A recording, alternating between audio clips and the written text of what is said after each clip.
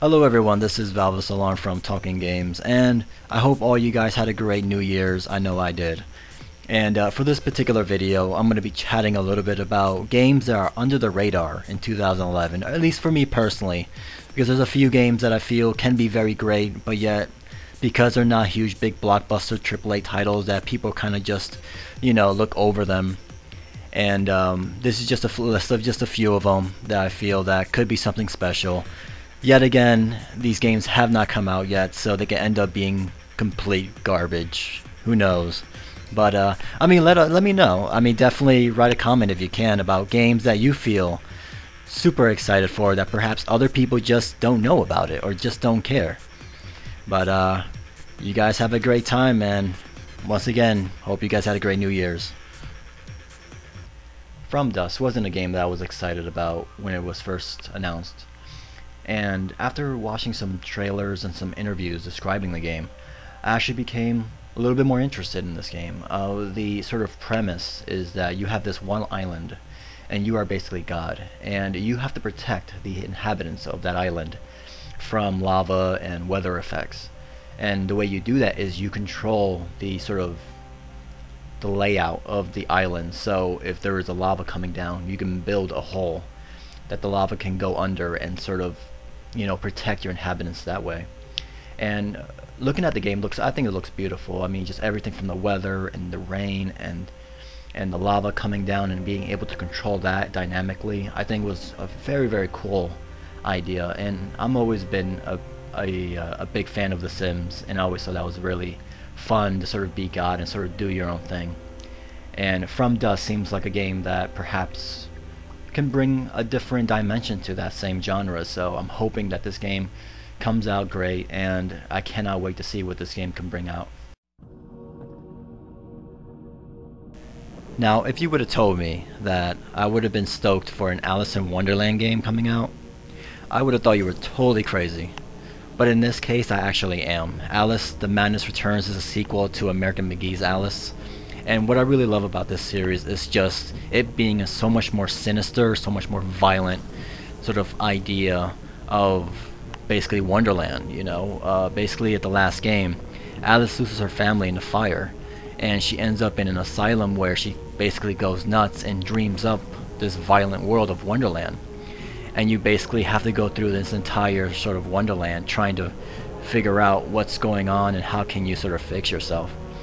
And just the whole notion of just it being so much more darker than what we understand Wonderland to be is just, I'm totally stoked for it. And the previous Alice game was not a technical powerhouse at that time, so I'm hoping with the PS3 and 360 that they can take advantage of those systems and really give us something awesome to look at. Because if you think of Alice in Wonderland, you think of just great designs and just having a blast designing that world. And I hope that's what they bring to us with Alice: The Madness Returns. Now, if there's any game coming out in 2011 that has been piqued my interest, mainly because I have no idea what is going on in this game. There's been about 3 to 4 trailers that came out, and I still have no clue what Kathryn is all about. Now, these are the guys who basically made the Persona series, so these are the guys who made the game where you shoot yourself in the head to summon something, right? So this game is going to be screwed up somehow. And that in itself is really piquing my interest to really wanting to know what this game is all about. And from the basic idea, is basically there's been a series of murders where guys are dreaming about falling, and all of a sudden, if they don't wake up by the time they fall, they die.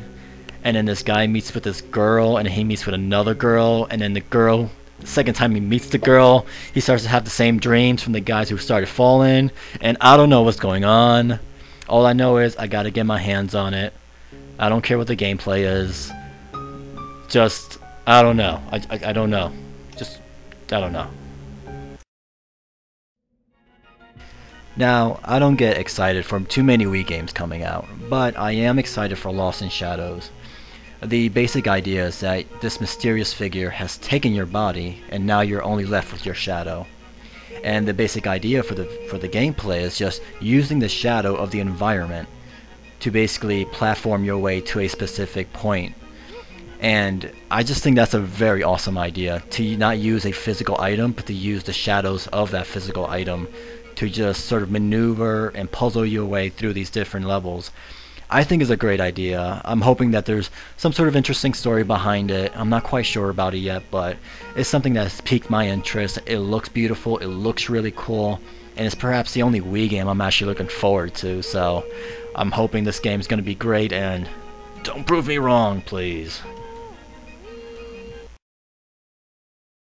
Now, I love that game company, the designers of Flower and Flow. And one of the great things I love about this studio is their way of designing a game behind one mechanic, taking that one mechanic and perfecting it and designing a game around it. Because a lot of games run through the issues of trying to do too many things at once. So you have certain parts that are well done and other parts that are not so well done. And with this game Journey, I'm just so curious on what these guys are going to do.